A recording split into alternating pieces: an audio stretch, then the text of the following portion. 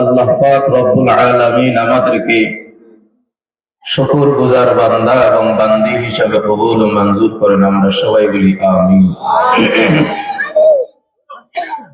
আমার বয়ানের আগে আল্লাহ পাক রব্বুল আলামিনের কালামুল্লাহ শরীফের চমৎকার তেলাওয়াত আল্লাহ আমাদেরকে শোনার তৌফিক দিয়েছেন।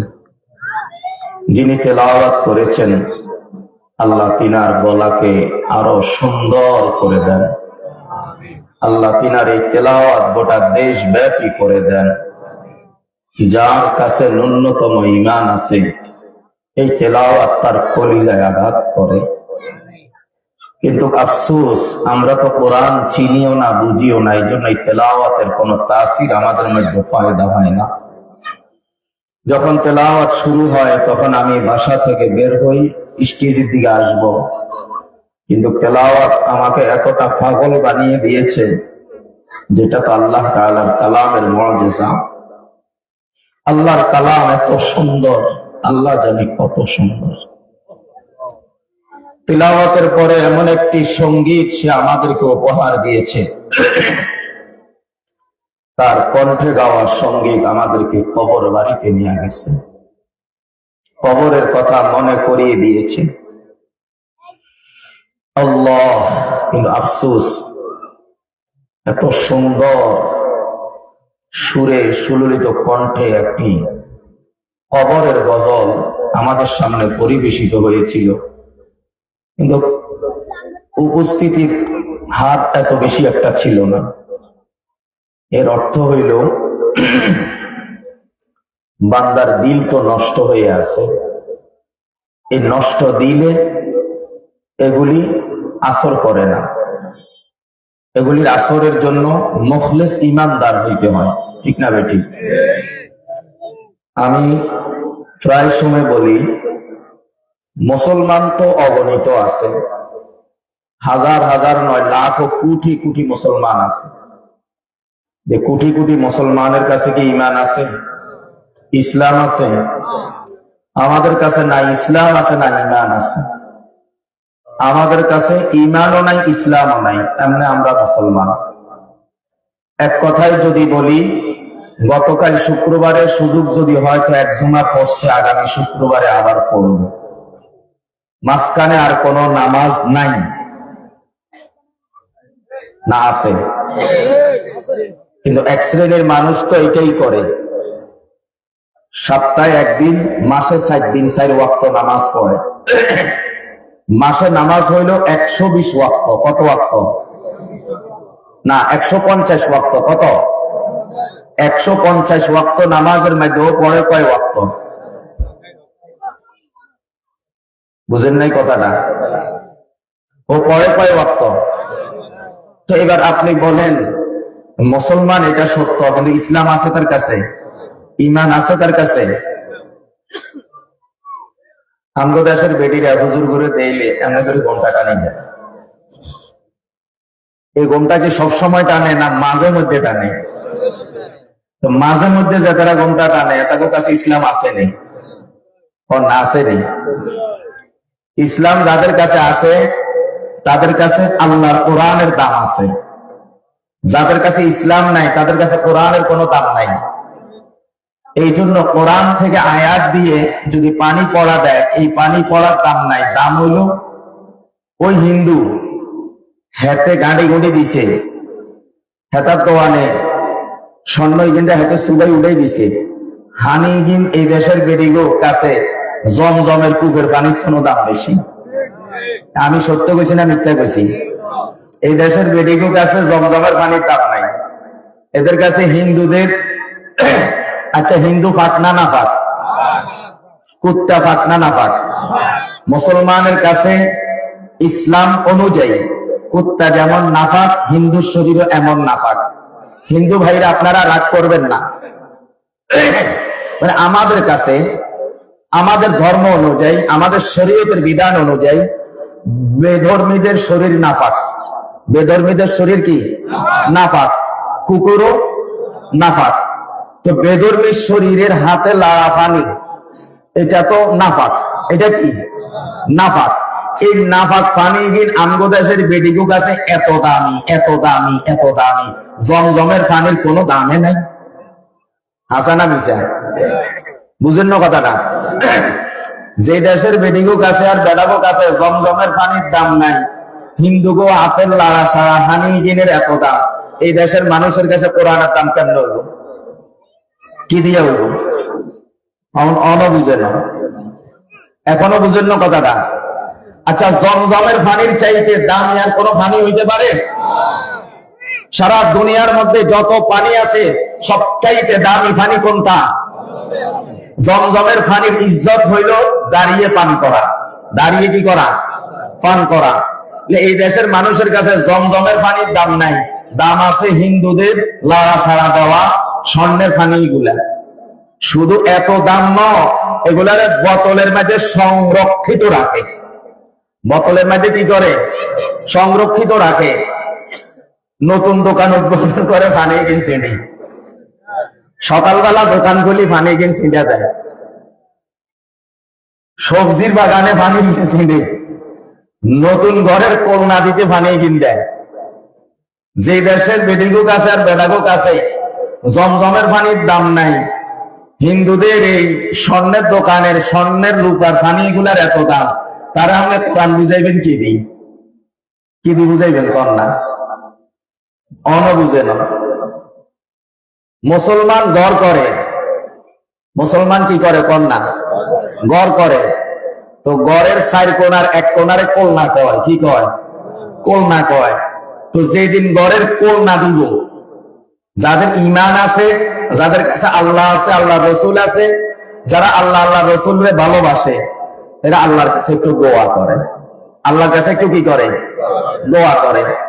আল্লাহ যেন এই ঘরখানাকে আসমানি জমিনি সমস্ত বলা মুসিবত থেকে হেফাজত করে। আর আমরা দেশের বেডিরা কি করে? গড়ের কোলনা দিতে স্বর্ণকদ্দুর পিলারের গোড়ার মেতে দিয়ে দেয়। স্বর্ণকদ্দুর পিলারের গোড়ার মেতে কি দেয়? মানে ইয়ার গড়ে স্বর্ণের খনি উঠবো। বুঝেন না কথা? ওই আগে যুগের কথা ইয়ে না রে, সবে মরা তাইলে হাওলাত করে গোস্ত খান লাগবে, নইলে হারা বছর ভালা খান যাইতো না। তো সবে মরাতে গোস্ত খাই কিচ্ছ, হারা বছর হাফলা তো কর, আর একজনের ঘাটের লোকে চুরি কর, তো সবে মরাতে গোস্ত খাই তো লাভ হয় না। তো কথা বুঝেন না? এখন করে কি? এখন করে হইলো গড়ের কোলনা দেয়, স্বর্ণ কদ্দুর দেয়। কি দেয়?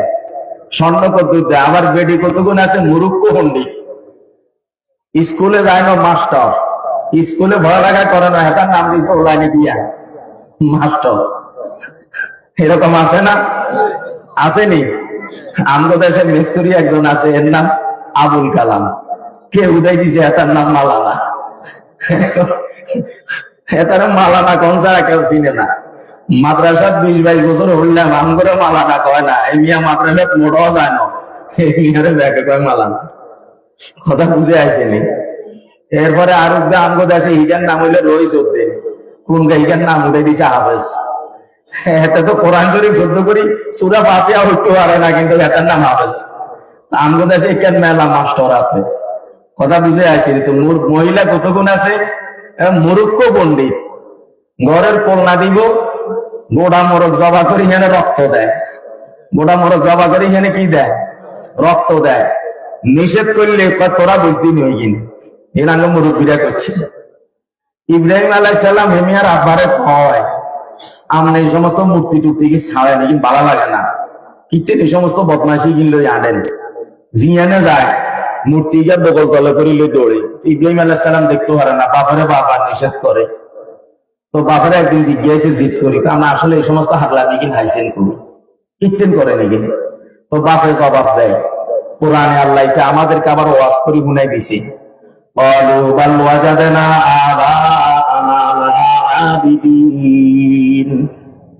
ইব্রাহিম আলাইহিস সালাতু ওয়াস সালামের আব্বাই বলে, আমাদের মুরব্বীরা এই কাজ করতো, আমিও করি। আমাদের মুরব্বীরা এই কাজ করতো, আমিও করি। ইব্রাহিম আলাইহিস সালামের আব্বা কি মুসলমান আছিল? ইব্রাহিম আলাইহিস সালামে কইছে, আমার আব্বা আম্মারা একদিন করতো, আমরা করি। অঙ্গার বেডিরা আঙ্গ মুরব্বীরা করছে। বুঝুন না কথা? তো কথাটা কি ইসলামী হইলো না কুফুরি হইলো? ঘরের কোল না দিলে মোরগ জবা করে রক্ত দন, এটা বরকত না গুনাহ? জায়েজ না না জায়েজ? কত বড় না জায়েজ কাজ! স্বর্ণ কদ্দুর দেয়, স্বর্ণ রূপার হানি কদ্দুর দেয়, মোরগ জবা করে রক্ত দেয়। একজনে ঘরের কোল না দিবা আরে লই গেছে দোয়া করবেন লাই, তো আমি কিছু দোয়া করতাম যাদের মোরগ রেডি। আমি বললাম যে এটা কি? ওই ডানে বুঝতেন না, টানে করেন, ওটা আমরা করি। আমি আটটা পায় করি চলে যাই, তো ওটা তোরা করি, তোরা বিপদ হবি। এক সার এই ঘরের কাম চলাকালীন সময়ে ও ঘরে কারেন্টে শর্ট করে গেলে খাইয়ে দিয়েছে, একবারটাই বাক্কা হয়েছে। যদিও আফসোস লাগছে, কলিজা কষ্ট লাগছে, কিন্তু মনে মনে সামালতে পারতেছি না। আমারও কামনে টামনে করে না, হাতটা আয় করি, তো তোরটা তুই করছ, তো তোরই তো তুই তোর গজব করছ। জালিম তোর গজবে তোরে খাইছে, তোর গজবে তোরে খাইছে, আর কি হয়েছে? আমরা হুজুরেরা কইলে ইগিন হুনে না, আমার কথা শুনতো না, হ্যাঁ তারা যা বুঝছে তা। হোলাহাইনের নামরা কিরণ, সমন, দুলাল, স্বপন, রিঙ্কু আসেনি? আচ্ছা, এখানে কি মুসলমানের নাম নেই? তো মুসলমানের কাম থাকলে না নাম রাখতো, মুসলমানের কামে তো নাই, মুসলমানের কামে তো নাই, মাইয়াগো নাম কইতাম নি? মেঘলা, রুফালি, সৈতালি, কুত্তালি, কি নাম রাইগিন? কি নাম রাইগিন কর না, কি নাম রায়? ইগিন কি নাম রায় কর না?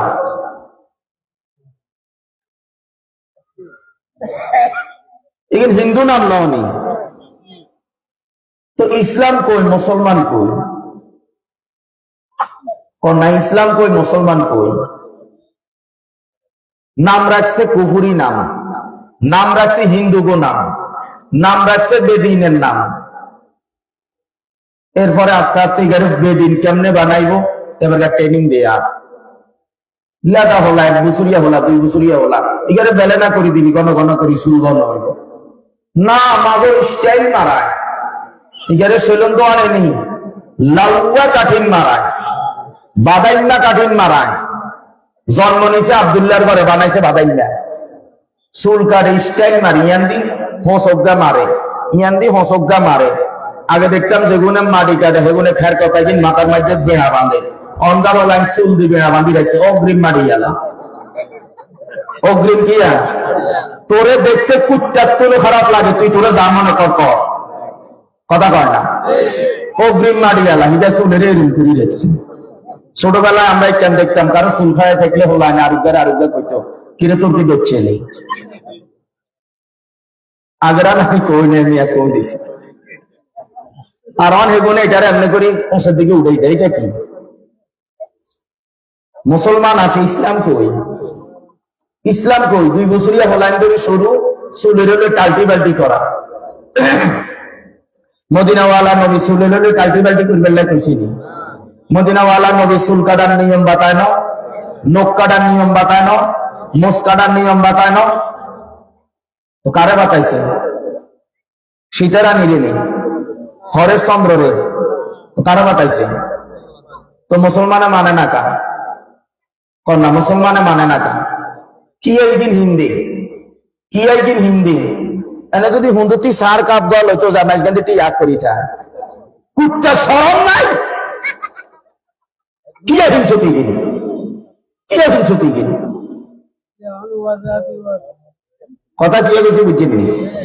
এই হলো অবস্থা। এখন যদি ইগিন হিন্দির উপর যায়, যদি সেজদার যায়, অবস্থাটা কি হয়?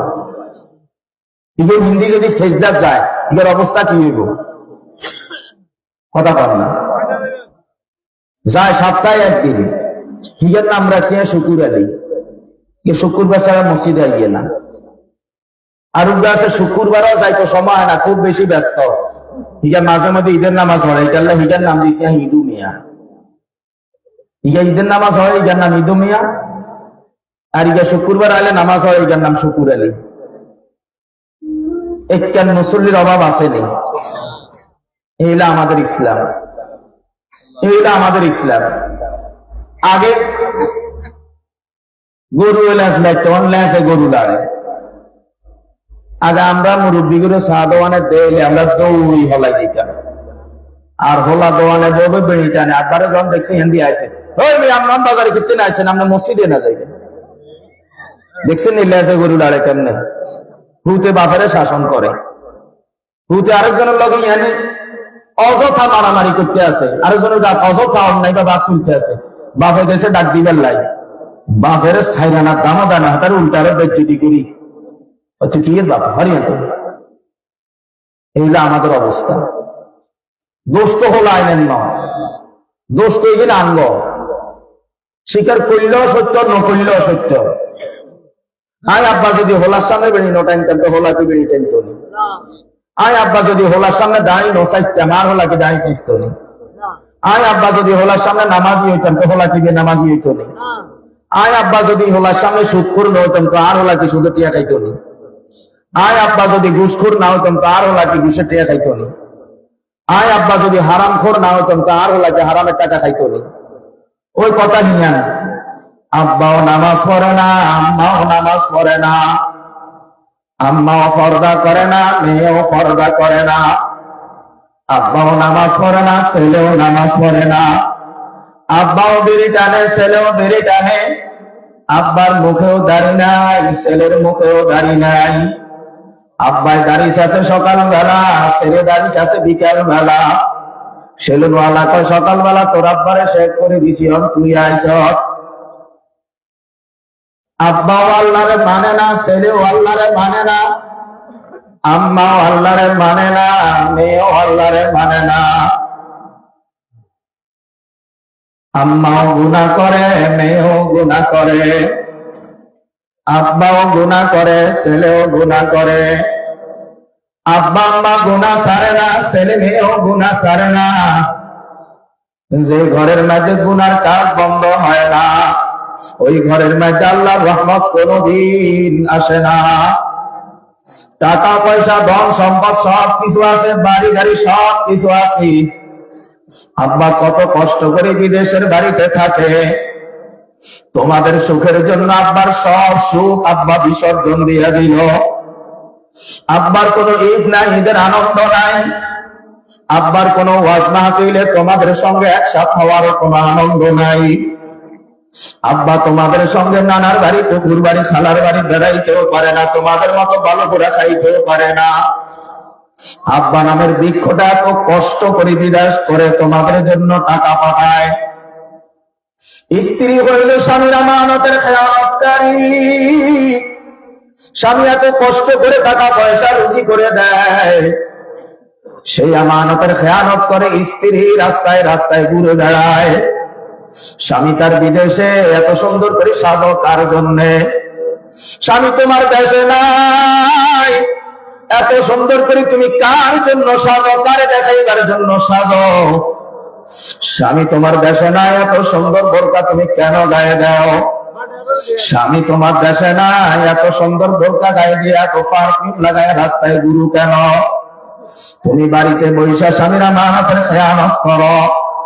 যেই স্বামী তোমার একটু ভালো মন্দ খাওয়ানোর জন্য নিজের সব জীবনের সব সুখ বিসর্জন দিয়ে প্রবাসে পড়ে আছে, 12 ঘন্টা 14 ঘন্টা চাকরি করে এরপরে বাসায় ফিরে নিজের রান্না নিজে করে খেতে হয়। এত কষ্টের জীবন বেছে নিলে তোমাদের জন্য। ওরে নারী রে, ওই স্বামীটারে ধোকা দিতে তোর বুঝি একটু বিবেকে বাঁধলো না। তুই যতই সুখে থাকস, তোর এই সুখের উপরে অচিরেই আল্লাহ আসমানি গজব পড়বে। যেই সমস্ত মহিলারা স্বামীর আমানতের খেয়ানত করে, যেই সমস্ত বাবারা সন্তানের আমানতের খেয়ানত করে, এদের সন্তান এদের বিল্ডিং এর ভিতরে থাকে, এদের সাথে আরাম আয়েশে খায়। কিন্তু ওই দিন কলিজার মধ্যে আঘাত লাগে যেদিন ছেলে কামলার মেয়ে লইয়া ভাগিয়া যায়। ওই দিন কলিজার মধ্যে আঘাত লাগে যেদিন ছেলে দারোয়ানের মেয়ে লইয়া ভাগিয়া যায়।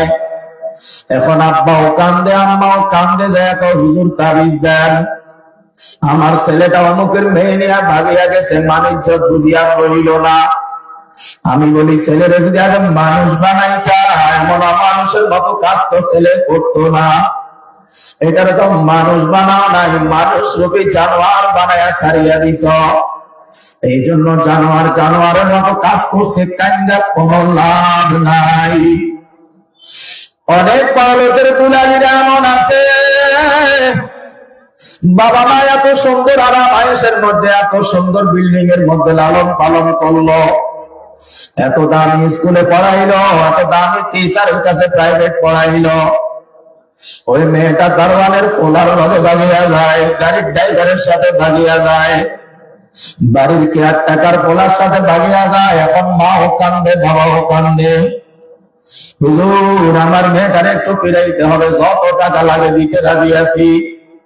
হুজুর একবার বলেন না, আমার মেয়েটা আমাদের কাছে ফিরবে নি।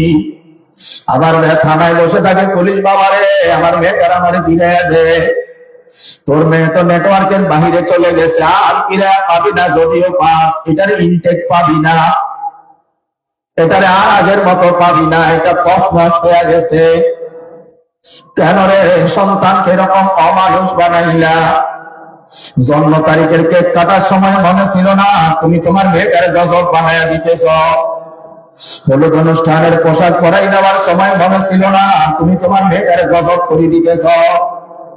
পয়লা বৈশাখের পোশাক কিনে দেওয়ার সময় মনে ছিল না বৈশাখীর নাচন নাচাইয়া তুমি তোমার মেয়েটারে গজব বানাইয়া দিতেছ?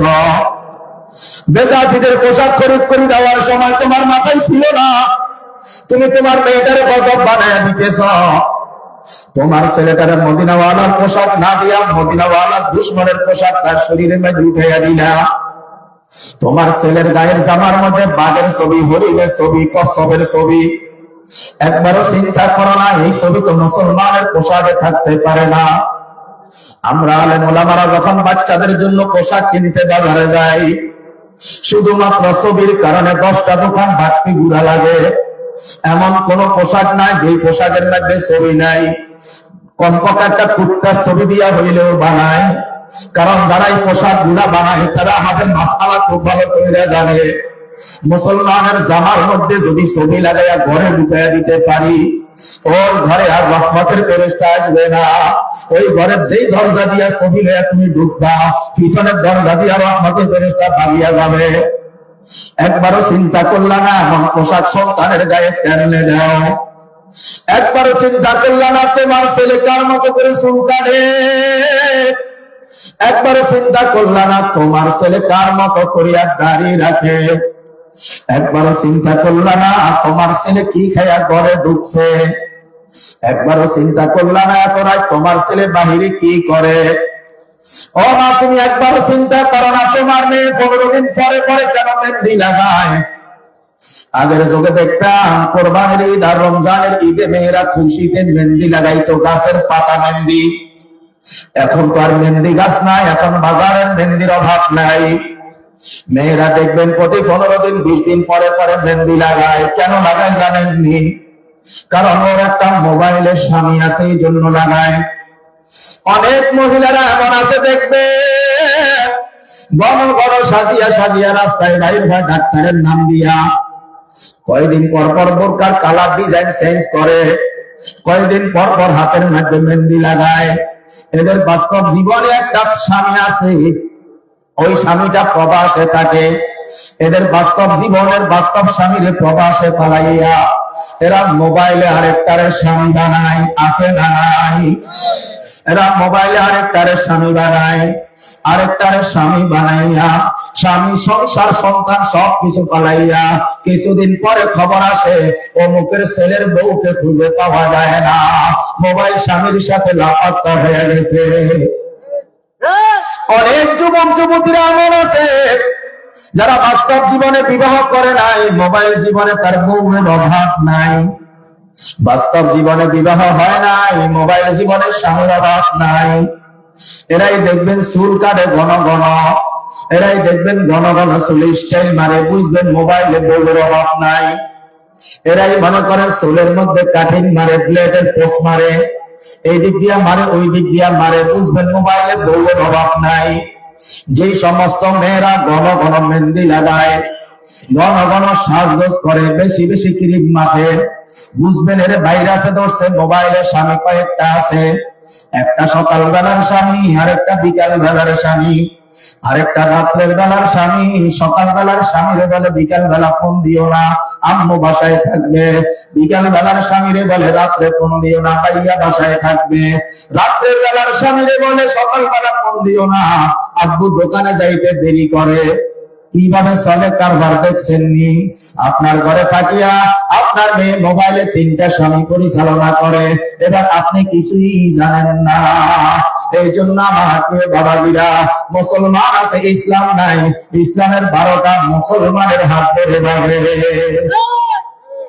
ইসলামের 12টা কোন কাফের বাজায় না, ইসলামের 12টা কোন বেদীনে বাজায় না। ইসলামের 12টা যদি কেউ বাজায় তাহলে মুসলমানের হাত ধরে বাজে। কথা ঠিক না নাকি? এই জন্য বাবাজিরা, মোবাইল আমাদেরকে দিল কি নিল কি? মোবাইল আমাদেরকে দেওয়ার মতো কিছু দেয় নাই, নেওয়ার মতো হাজারো কিছু আমাদের কাছ থেকে নিয়ে গেছে, নেওয়ার মতো হাজারো কিছু আমাদের কাছ থেকে নিয়ে গেছে। এই জন্য বাবাজিরা, আল্লাহকে জানি না, আল্লাহকে চিনি না, আল্লাহ কোরআন বুঝি না, আল্লাহর কোরআন মানি না, আল্লাহর নবীকে জানি না, আল্লাহর নবীকে মানি না। শুধু আমরা মুসলমান, শুধু আমরা মুসলমান। এমন মুসলমান আল্লাহ চায় না, এমন বান্দাও আল্লাহ চায় না, এমন উম্মত নবী চায় না যে উম্মতের কাছে সুন্নাত নাই। আমার নবীজি বলে আমার এমন উম্মতের দরকার নাই যে বান্দার কাছে বন্দেগী নাই। আমার আল্লাহ বলে আমার এমন বান্দার দরকার নাই। আল্লাহ বলে আমি শুধু কি জান্নাত বানাইছি নি, আমি তো জাহান্নাম বানাইছি। আমার বন্দেগী করবা না, ওরে পরা কপালের দল লেখারা, তোর কপালে জাহান্নাম ছাড়া কোনো উপায় নাই। কথা বলেন ঠিক না নাকি? এই জন্য দেখবেন মাঝে মধ্যে নাস্তিকেরা, মাঝে মধ্যে ইয়াহুদি নাসারারা, মাঝে মধ্যে দেখবেন বেদিন কাফেরেরা ইসলামকে নিয়ে তামাশা করে, আমার নবীর ইজ্জত নিয়ে খেলা করে। উম্মত ঘরে ঘুমায়, উম্মতের কলিজায় আঘাত লাগে না। লাগবে কোথা থেকে?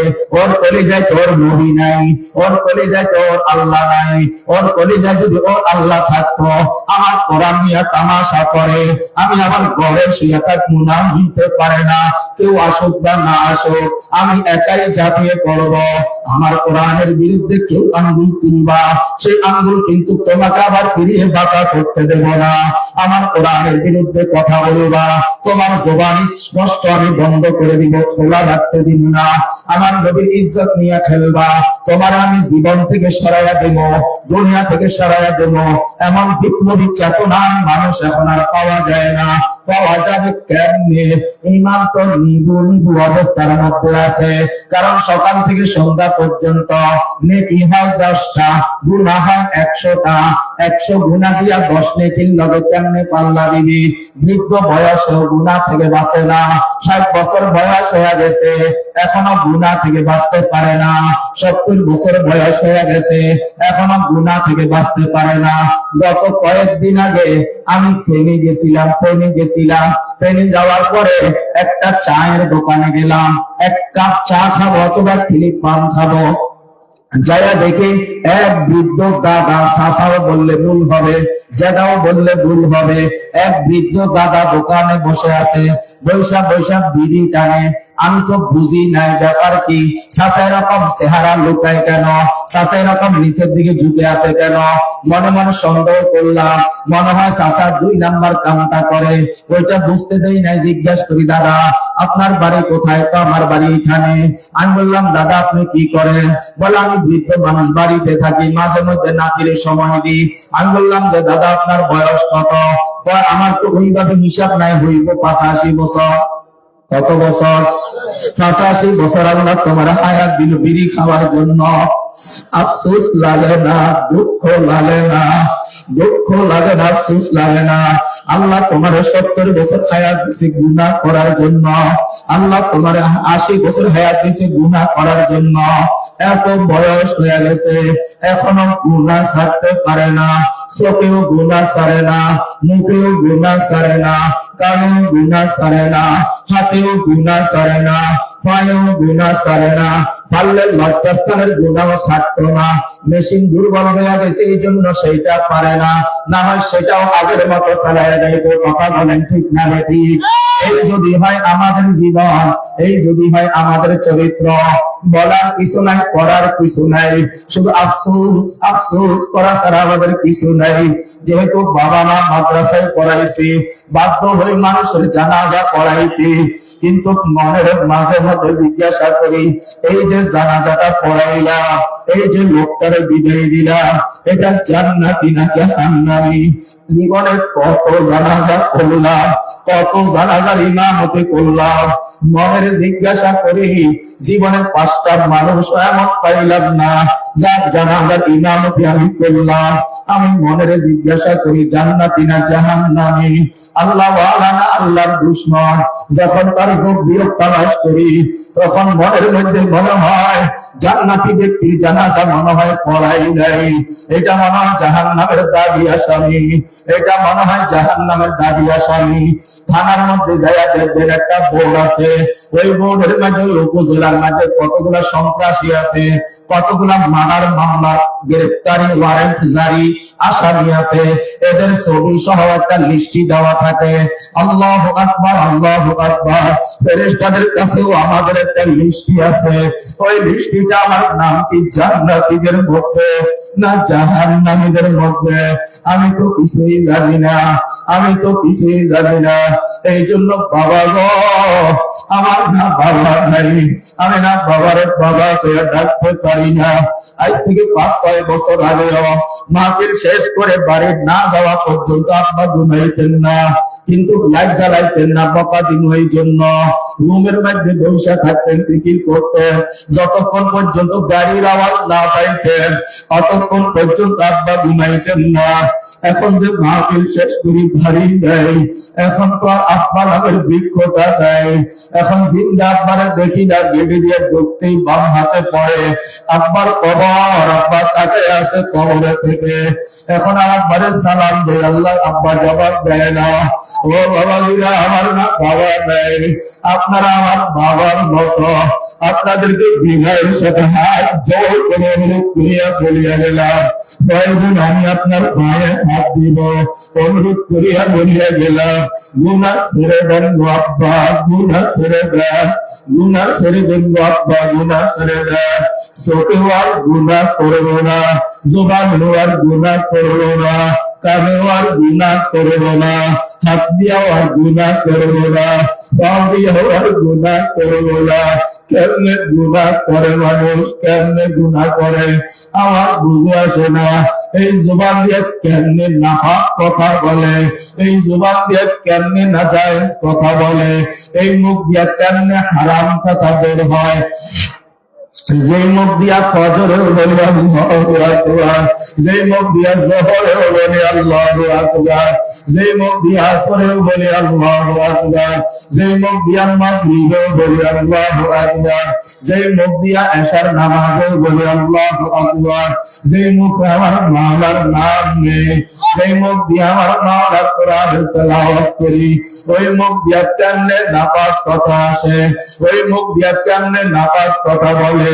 যেই চোখ দিয়ে আমি আল্লাহর কোরআন দেখি, যেই চোখ দিয়ে আমি আল্লাহর ঘর মসজিদ দেখি, যেই চোখ দিয়ে আমি আল্লাহর নবীর ঘর মাদ্রাসা দেখি, যেই চোখ দিয়ে আমি নবীর হাদিসের বাণী দেখি, যেই চোখ দিয়া আমি আমার মাওলার কুদরতের সৃষ্টিকোণ দেখি, যেই চোখ দিয়ে আমি আমার মাওলার আসমান দেখি, যেই চোখ দিয়ে আমি আমার মাওলার এত সুন্দর ফসলে ভরা, আমি আমার মাওলার সবুজে ঘেরা এই জমিন দেখি, এই চোখ দিয়া হারাম জিনিস কেমনে দেখে, এই চোখ দিয়া নাজায়েজ জিনিস কেমনে দেখে, এই চোখ দিয়া হারাম জায়গায় কেমনে নজর দেয়, একটু বুঝি লজ্জা করে না, একটু বুঝি ভয় লাগে না, একটু বুঝি আমার মাওলার কথা মনে পড়ে না।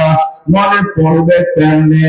এই বয়সেও নামাজে দাঁড়াইয়া, নামাজের ভিতরে দোকানের চিন্তা, নামাজের ভিতরে জমিনের চিন্তা, নামাজের ভিতরে ফসলের চিন্তা, নামাজের ভিতরে কাস্টমারের চিন্তা, নামাজের ভিতরে সংসারের চিন্তা, নামাজের ভিতরে ছেলে মেয়ের চিন্তা। চিন্তা শেষ হয় না, নামাজও চলতেছে, নামাজ চলতেছে, উনি ওনার চিন্তার জগতে আছে। কিছু কিছুক্ষণ পরে ইমাম সালাম ফিরায় ডান দিকে, কিছুক্ষণ পরে ইমাম সালাম ফিরায় বাম দিকে। এখন মনে হচ্ছে চিন্তা করতে করতে তাহিয়াত পড়ি নাই, এখন মনে হচ্ছে চিন্তা করতে করতে দুরূদ শরীফ পড়ি নাই, এখন মনে হচ্ছে চিন্তা করতে করতে দোয়া মাসুরা পড়ি নাই, এখন মনে হচ্ছে চিন্তা করতে করতে কয় রাকাত হইছে মনে নাই। এখন মূর্খ জিজ্ঞাসা করে, হুজুর আমার নামাজ হবেনি। আল্লাহ, কেমনে বুঝাইতাম রে বাবা, কেমনে বুঝাইতাম? আজকে মুসলমানের কি করুণ দশা, আজকে মুসলমানের ইমানের কি করুণ দশা।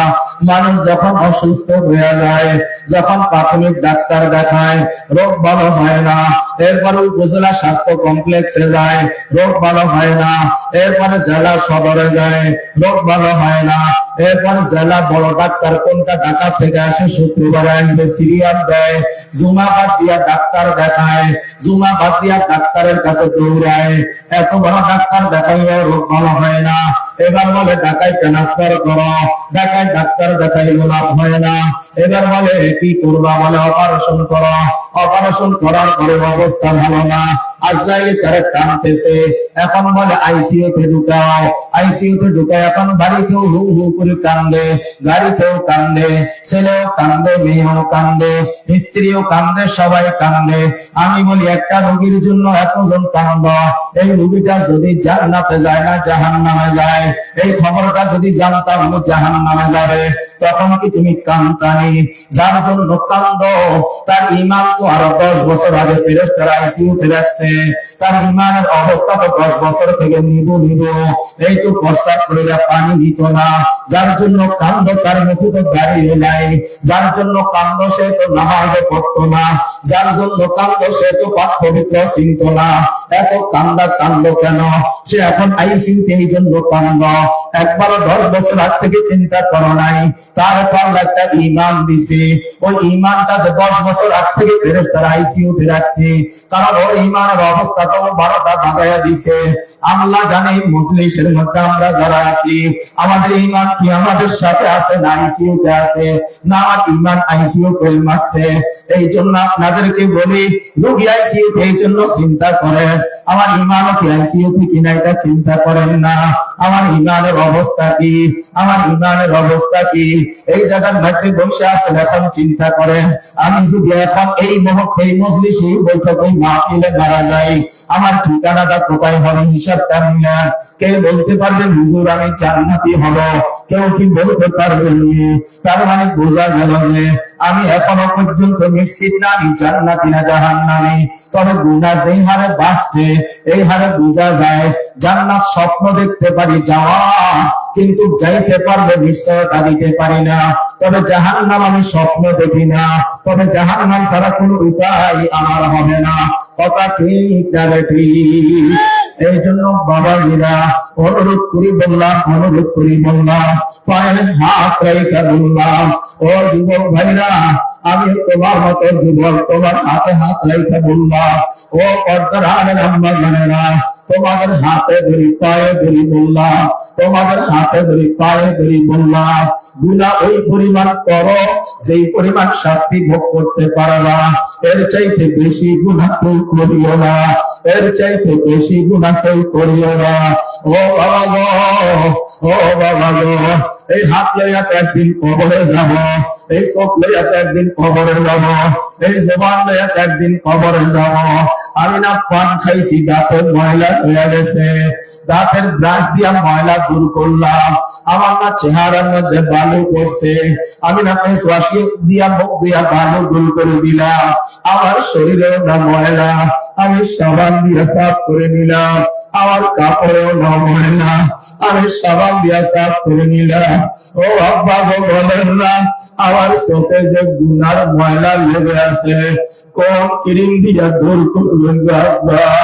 আমার মুখে না গুনার ময়লা লেগে আছে, আমার জবানে না গুনার ময়লা লেগে আছে। ও আব্বা গো বলেন না, এই গুনার ময়লা কি দিয়ে দূর করবেন? ও বাবা গো, আমার হাতে না ময়লা লাগলে সাবান দিলে চলে যায়, একবার তো হাতের দিকে তাকাইছেন নি? হায় আগলা ময়লা দূর হয়ে গেল, গুনার ময়লা যে লেগে আছে কেমনে দূর করবো? গুনার ময়লা কি দিয়া দিয়া দূর করব, গুনার ময়লা কি দিয়া দূর করব? আমার চোখেও না গুনাহ, আমার জবানেও না গুনাহ, আমার কানেও না গুনাহ, আমার হাতেও না গুনাহ, আমার পায়েও না গুনাহ, আমার কলিজা গুনাহ দিয়া সাজানো, আমার কলিজা গুনাহ দিয়া মোড়ানো, আমার কলিজা গুনাহ গুনায় ভরে গেছে, আমার দিল কাসরায় কাসরায় ভরে গেছে। এখন নামাজে মন বসে না, এখন নামাজ আর তৃপ্তি আসে না, নামাজ পড়তে ভালো লাগে না, নামাজে মন বসে না। কত তাড়াতাড়ি মসজিদ থেকে যাওয়া যায়? ও নামাজি আব্বা, আপনারা জিজ্ঞাসা করি, জীবনে কত সেজদা করছেন গো আব্বা? একবারও কি মনে জিজ্ঞাসা করছেন নিজে মন? সেজদা যে করলাম কারে করলাম? সেজদার মধ্যে জীবনে কি কোনোদিন তারে তালাশ করছিনি? ও আল্লাহ তুমি কই? ও আল্লাহ তুমি কই? ও আল্লাহ গো আপনি কই? আমি তো এখানে। ও আল্লাহ আমি সেজদা দিলাম তো আপনারে, আপনি কই? আল্লাহ গো আমি সেজদার মধ্যে না আপনারা তালাশ করি, আল্লাহ আমি রুকুর মধ্যে না আপনারা তালাশ করি, আল্লাহ আমি না নামাজের মধ্যে আপনারা তালাশ করি। কেমন নামাজ পড়লাম আমি 10 বছর ধরে, আজও পর্যন্ত আমার নামাজ আমি আমার আল্লাহর পাই নাই। কেমন নামাজ পড়লাম আমি 20 বছর ধরে, আজও পর্যন্ত একটা সেজদার মধ্যে আমি আমার আল্লাহর পাই নাই। কেমন রুকু করলাম, এখনো পর্যন্ত একটা রুকুর মধ্যে আমি আমার আল্লাহর পাই নাই। কার কাছে বললাম সুবহানা রাব্বিয়াল আযীম? কারে বললাম সুবহানা রাব্বিয়াল আ'লা? সে কই বাবা, সে কই? আমার নামাজ আছে, আমি আছি, আমার আল্লাহ কই? আমার নামাজ আমার আল্লাহ নাই। আমার নামাজ শিখাইলো কে? সেই মদিনাওয়ালা নবী কই, আমি কই? মদিনাওয়ালা নবী নামাজ পড়ছে কেমনে, আমি পড়ি কেমনে? মদিনাওয়ালা তো গেঞ্জি গায়ে দিয়া নামাজ পড়ে নাই, আমি কেমনে গেঞ্জি গায়ে দিয়া নামাজ পড়ি? মদিনাওয়ালা তো শার্ট গায়ে দিয়া নামাজ পড়ে নাই, আমি কেমনে শার্ট গায়ে দিয়া নামাজ পড়ি? মদিনাওয়ালা তো টুপি ছাড়া পাগড়ি ছাড়া নামাজ পড়ে নাই, আমি কেমনে টুপি ছাড়া নামাজ পড়ি? বোঝা গেল মদিনাওয়ালা যেটা পড়ছে ওইটার নামাজ, আমি যেটা পড়ি এইটা হইল নামাজের নামে টাল বাহানা। এটা দিয়া জান্নাত পাওয়া যাবে না, এইটা দিয়া জান্নাত পাওয়া যাবে না। এই নামাজ জান্নাতের চাবি হইতে পারে না, এই নামাজ আমার জান্নাতে নিবে না। বরং এটা দেখতে নামাজ, কিন্তু বাস্তবে নামাজ না। বাস্তবে নামাজ হইল নামাজি নামাজ পড়বে, এমন নামাজ সে পড়বে যে নামাজ তার গুনাহ থেকে আপনি ফিরাইয়া দিবে। সে গুনাহ থেকে ফিরা লাগবে না, নামাজ তারে ফিরাইয়া দিবে। রোজা যখন রোজাদার যখন রোজা রাইখা দেয়, দেখবেন রোজাদারকে সব খানা থেকে রোজাদারকে বাঁচাইয়া দেয়। অনেকে খাবার নিয়ে আসে, না না সম্ভব না, আমি রোজা। অনেকে চা খাইতে বলে না আমি রোজা, আমার রোজা আমার খাবার থেকে ফিরাইয়া দেয়। তো আমার নামাজ আমার গুনাহ থেকে ফিরায় না কেন? ও আব্বা গো, ও ভাইয়া রে ভাই, ও বাদরালের আম্মা গো, ও বন্ধু, এরকম মুর্দা নামাজ পড়িও না। যদি নামাজ পড়তে হয় মদিনাওয়ালা নবীর মতো জিন্দা নামাজ পড়ো, যে নামাজে তোমার গুনাহ থেকে ফিরাইয়া দিবে। আমি নামাজ পড়ি, আমি মিথ্যা বলতে পারবো না। আমি নামাজ পড়ি, আমি ওজনে কম দিতে পারবো না। আমি নামাজ পড়ি, আমি অন্যের হক নষ্ট করতে পারবো না। আমি নামাজ পড়ি, আমি বিধবার হক নষ্ট করতে পারবো না। আমি নামাজ পড়ি, আমি মেম্বার, আমি জনগণের আমানতের খেয়ানত করবো না। আমি নামাজ পড়ি, আমি চেয়ারম্যান, আমি জনগণের আমানতের খেয়ানত করবো না।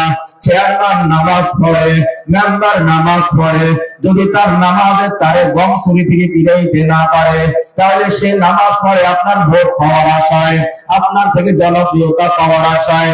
মসজিদের সভাপতি সে যদি গুনাহ না ছাড়তে পারে, তাহলে বুঝবেন তার সভাপতিগিরির কোনো দাম নাই। মসজিদের সেক্রেটারি সে যদি গুনাহ ছাড়তে না পারে, মসজিদের সেক্রেটারি হইয়াও কোনো দাম নাই, মসজিদের সভাপতি মানে আমি গুনাহগার, আমি ছোট মানুষ। আমি যেটা মনে করি সেটা হলো মসজিদের সবচাইতে বড় খাদেম যে, তার নাম হয় সভাপতি। আল্লাহর ঘরের এত বড় খাদেম আপনি গুনাহ ছাড়তে পারেন নাই, মসজিদের খাদেম হইয়াও, মসজিদের সভাপতি হওয়ার পরেও গুনাহ ছাড়তে পারেন নাই। কোন জাহান্নাম আপনার জন্য অপেক্ষা করতে আছে? সমাজের এত বড় নেতা হইলেন, গুনাহ ছাড়তে পারেন নাই, কোন জাহান্নাম কামাই করছে? ও বাবাজিরা, দুনিয়ার বাড়ি তো সাজাইলেন, দুনিয়ার ঘর তো সাজাইলেন, আপনার কবর কি দিয়া সাজাইবেন চিন্তা করছেন নি? আপনার নামাজ তো রঙ্গ নাই, রঙ্গ নাই, আপনার তেলাওয়াতের 12টা আপনি নিজেই বানাইয়া দিছেন, আপনার তেলাওয়াতের 12টা আপনি নিজেই বাজাইয়া দিছেন, আপনার তেলাওয়াতের অবস্থা তো ভালো না। ইমাম সূরা ফাতিহা তেলাওয়াত করে কেমনে, আপনি করেন কেমনে? ইমামের সাথে আপনার সাথে কোনো মিল নেই। ইমাম আলাম তারা পড়ে কেমনে, আপনি পড়েন কেমনে? ইমাম লিইলাতে পড়ে কেমনে, আপনি পড়েন কেমনে? ইমাম ইন্না আ'তাইনা কেমনে পড়ে, আপনি পড়েন কেমনে? ইমামের সাথে নামাজ দ্বারা জান্নাত পাওয়ার আশাও নাই। এই জন্য নামাজ পড়বো, জিন্দা নামাজ। নামাজের ভিতরে আল্লাহর তালাশ করব, নামাজের ভিতরে আল্লাহর তালাশ করব। ফজরের সময় কাঁপতে কাঁপতে কাঁপতে কাঁপতে যে সাফের মধ্যে দাঁড়াইবে আর বলবেন, ও মালিক তাকায়া দেখ বান্দা হাজির, ও মালিক তাকায়া দেখ বান্দা হাজির, ও মালিক তাকায়া দেখ তোর বান্দা তোর ঘরে উপস্থিত হয়ে গেল। ও মালিক আমার কাম হাজিরা দেওয়া, তোমার কাম হাজিরা উঠাই নেওয়া। ও মালিক আমি রোজানা 5 বার হাজিরা দেই, তুমি দয়া করে আমার হাজিরাটা উঠাই নিও। ও মালিক তোমার না ভালোবাসি, তোমার ভালোবাসা আমি গুনাহ ছাড়লাম, তোমার ভালোবাসায় নাটক ছাড়লাম, তোমার ভালোবাসায় গান ছাড়লাম, তোমার ভালোবাসায় টিকটক ছাড়লাম, তোমার ভালোবাসায় মোবাইলে গুনাহ ছাড়লাম, তোমার ভালোবাসায় হাতে পায়ের গুনাহ ছাড়লাম, তোমার ভালোবাসায় বড় ছোট গুনাহ ছাড়লাম, তোমার ভালোবাসায় প্রকাশ্য গোপনে গুনাহ ছাড়লাম। ও মালিক তুমি কই?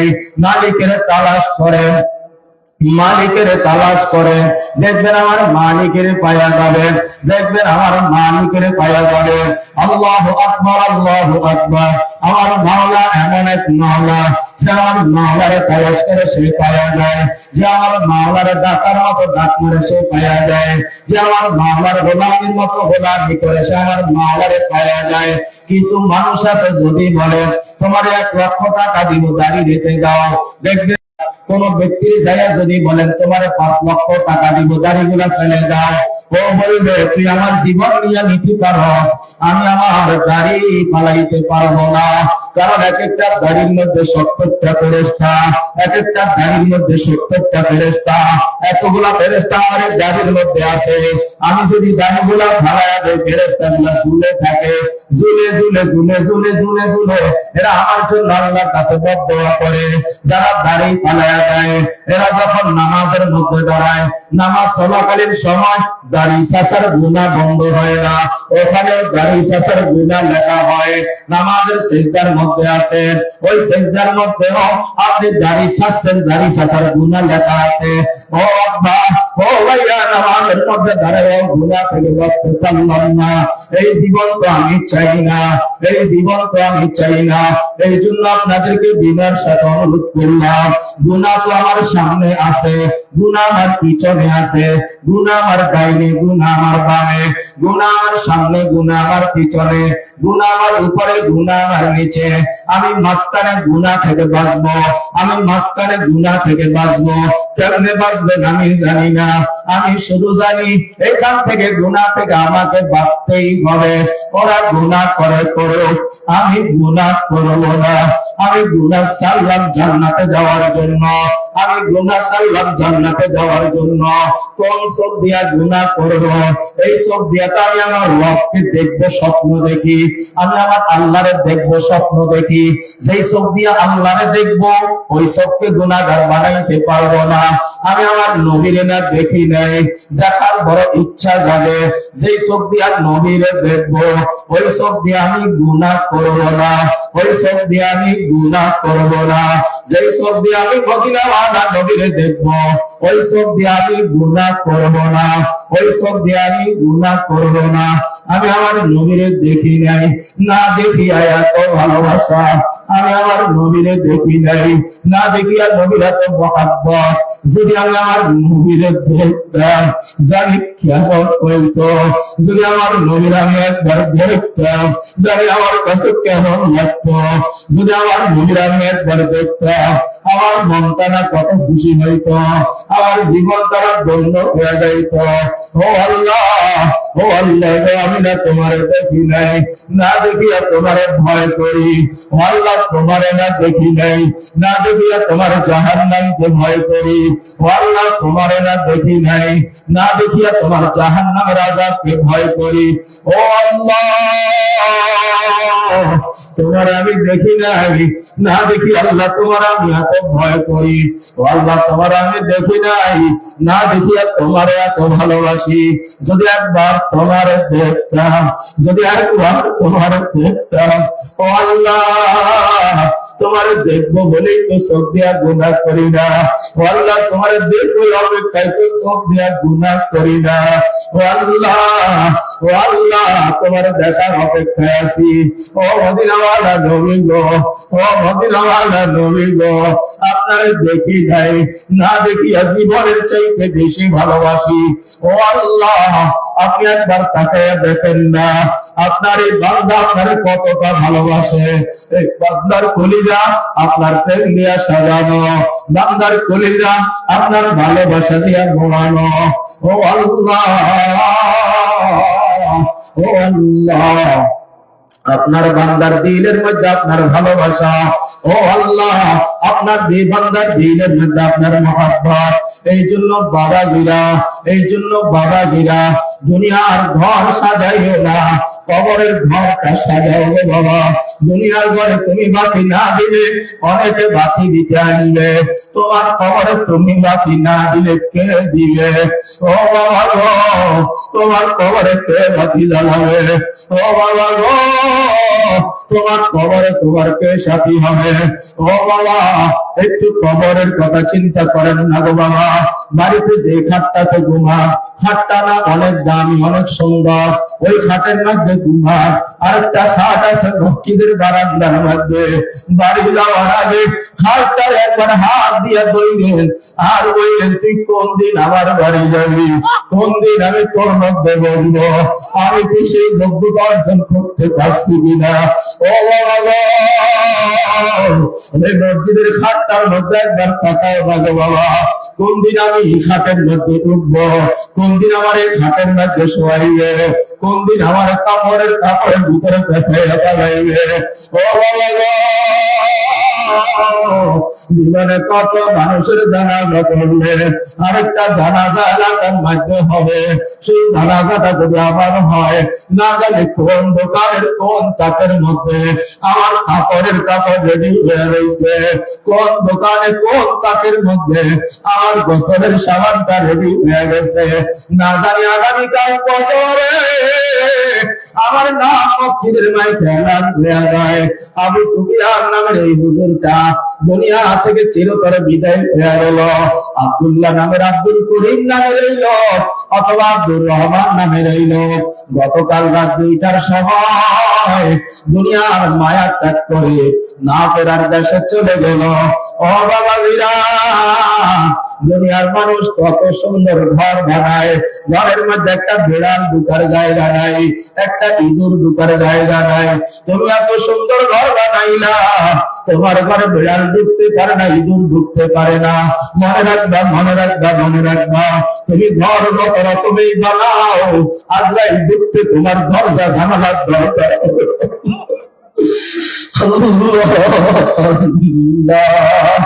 আজরাইল ঢুকতে দরজা জানালার দরকার হবে না, আজরাইল ঢুকতে কারো পারমিশন লাগবে না, আজরাইল ঢুকবে তো ঢুকবে, আজরাইল ঢুকবে তো ঢুকবে, খাওয়া মারিয়া নিয়ে যাবে।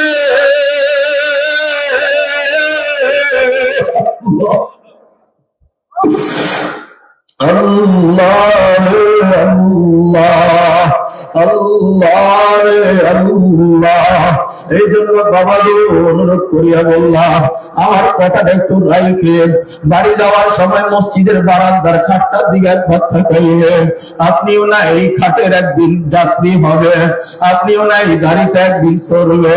কোন দিন আপনারে নিয়া মসজিদের সামনে পালাইয়া সবাই মসজিদে ঢুকে যাবে, সেই দিন আর আপনার কোন নামাজ নাই, সেই দিন আর আপনার কেউ নাই।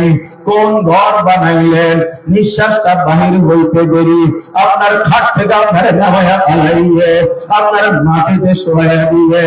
এখন আর আপনি নাই, এখন সবাই দেখতে আসবে অমুকের লাশটা কোথায় রাখছে, একটু আগের জিন্দা এখন তুমি মুর্দা। এখন সবাই দেখতে আসে অমুকের লাশটা কোনায় রাখছি, এখন সবাই লাশ দেখতে আসে, এখন সবাই লাশ দেখতে আসে। এই জন্য আব্বা মরার আগে আগে চিন্তাটা করা।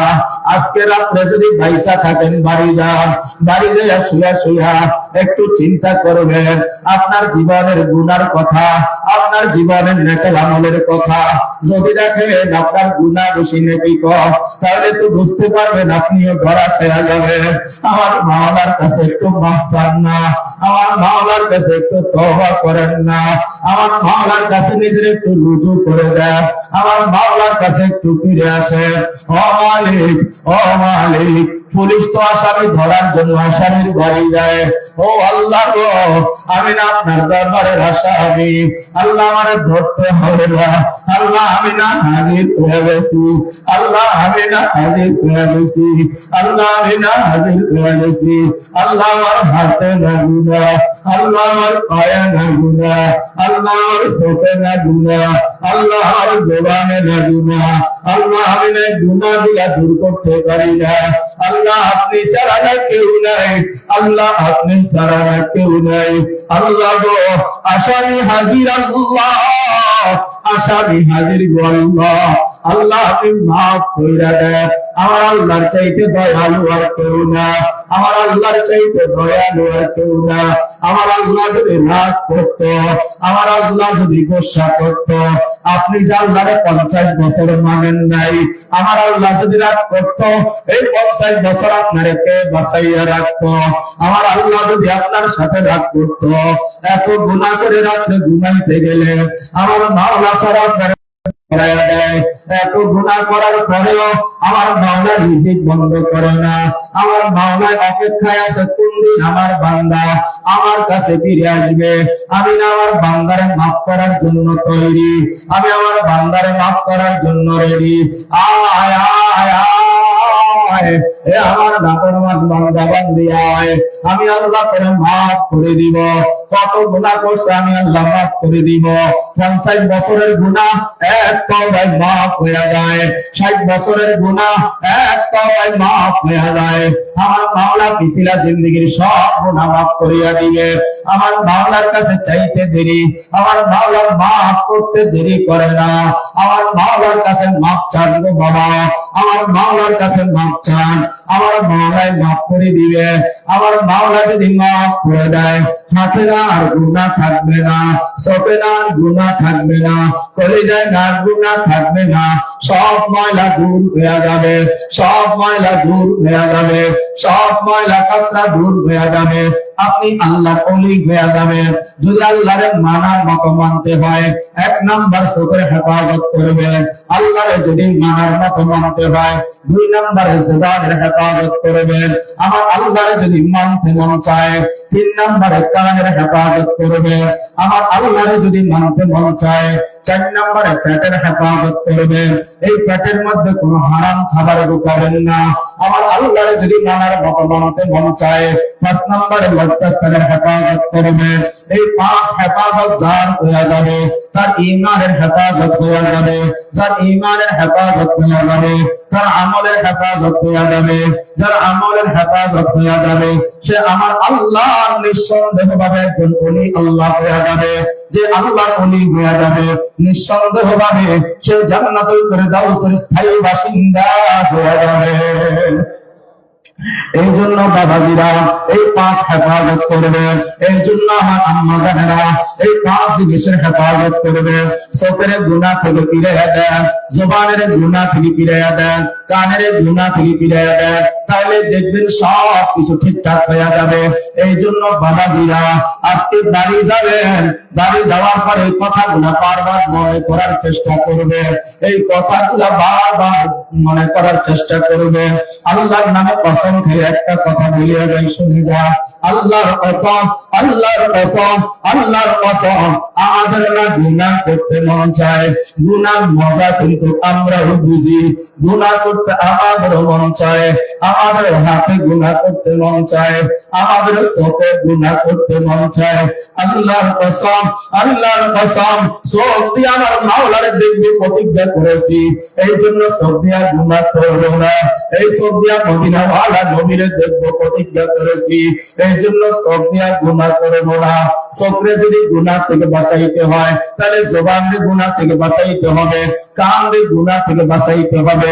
এরপরেও যদি গুনাহ দেয়া যায়, সাথে সাথে ইস্তেগফার করে নিব।